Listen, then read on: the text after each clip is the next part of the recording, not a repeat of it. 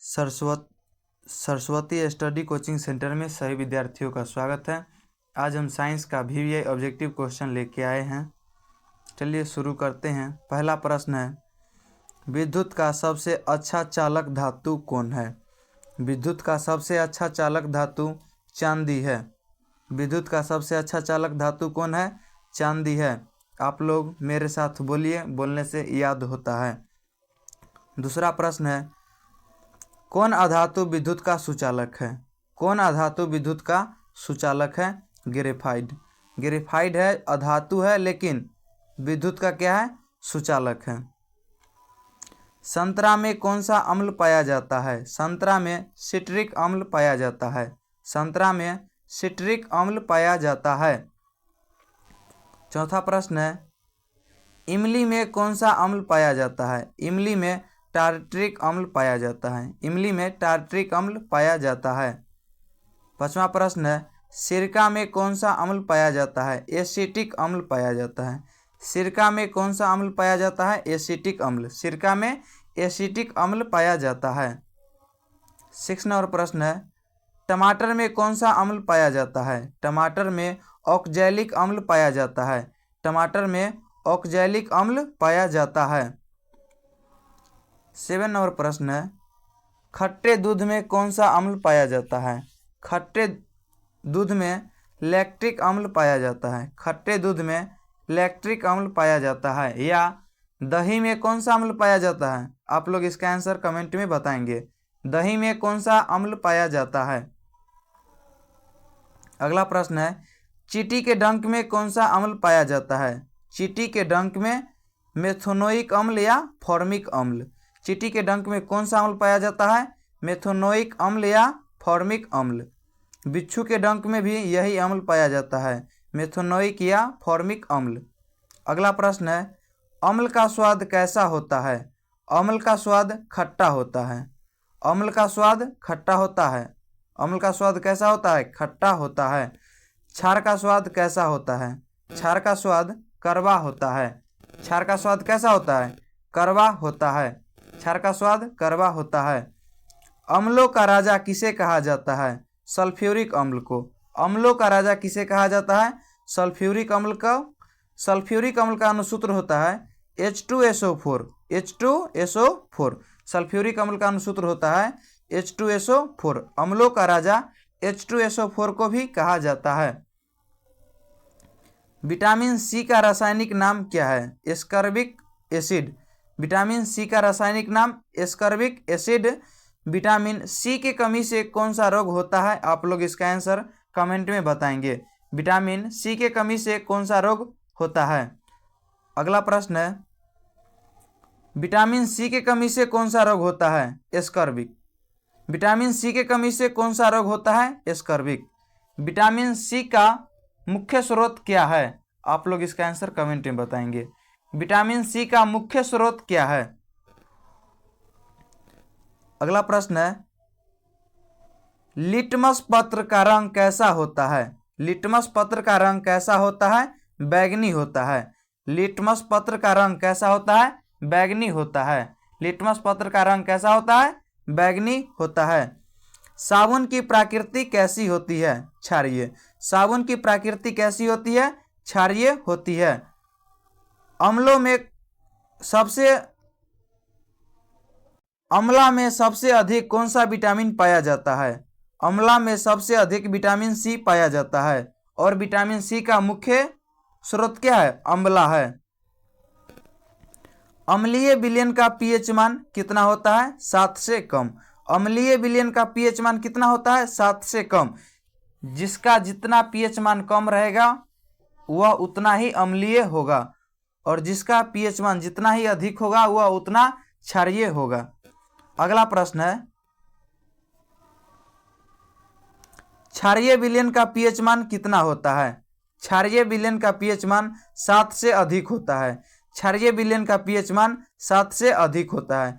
क्षारीय विलयन का पीएच मान 7 से अधिक होता है।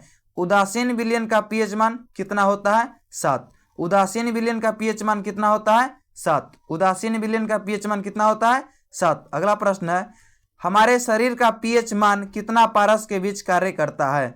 हमारा शरीर का पीएच मान 7.0 से 7.8 के बीच कार्य करता है। हमारा शरीर का पीएच मान 7.0 से 7.8 के बीच कार्य करता है। अगला प्रश्न है, दूध का पीएच मान कितना होता है? दूध का पीएच मान 6.4 से 6.6 के बीच होता है।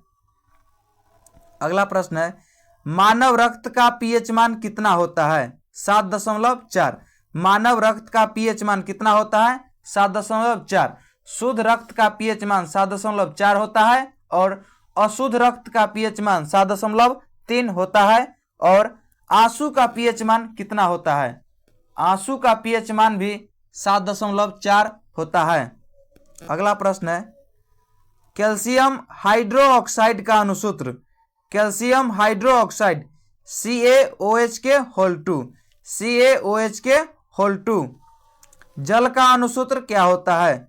जल का अनुसूत्र H2O होता है। जल का अनुसूत्र H2O होता है। भारी जल का अनुसूत्र D2O होता है। भारी जल का अनुसूत्र D2O होता है। अगला प्रश्न है, नमक का अनुसूत्र क्या होता है? नमक का अनुसूत्र NaCl होता है। नमक का रासायनिक नाम सोडियम क्लोराइड। नमक का रासायनिक नाम सोडियम क्लोराइड होता है। अगला प्रश्न है, सबसे भारी धातु कौन है? सबसे भारी धातु कौन है? ओस्मियम। OS संकेत है।